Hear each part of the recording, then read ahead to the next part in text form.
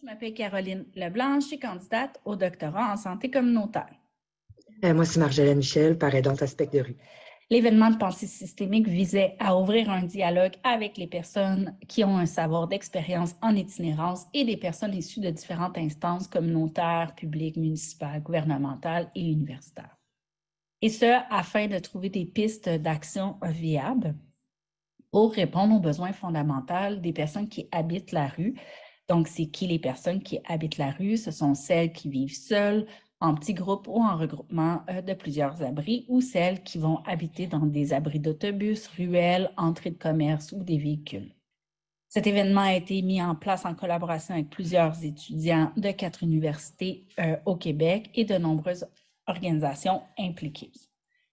Donc, pour favoriser l'engagement des personnes avec un savoir d'expérience en itinérance, il est important pour nous de mettre en place des mesures qui leur permettraient de se sentir considérés lors de l'événement.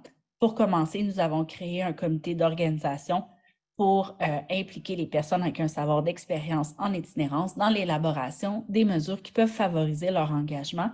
Et durant ces rencontres, on a exploré leurs réels besoins, mais aussi on a approfondi notre corps de sorte à élargir nos réflexions et cerner d'autres besoins. Pendant l'événement, il est important pour nous de nous assurer le plus possible du bien-être des personnes avec un savoir d'expérience en itinérance et qu'elles soient enfin soutenues et qu'elles vivent une expérience positive.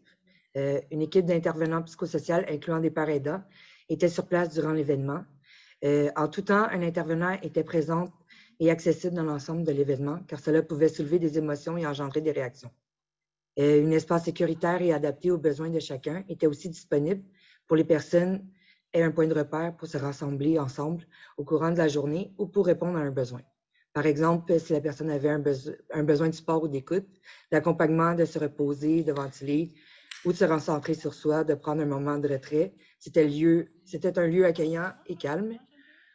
Sur place, il y avait aussi des stratégies de gestion de l'émotion et d'expression.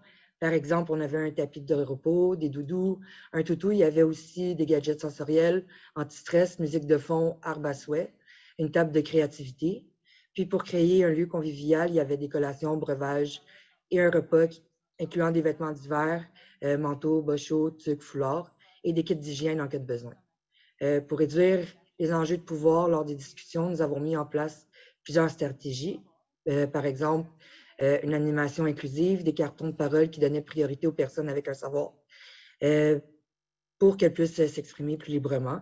En plus de cela, nous avons réfléchi à une trajectoire de réduction des méfaits afin de laisser place au libre arbitre des participants sur leur consommation.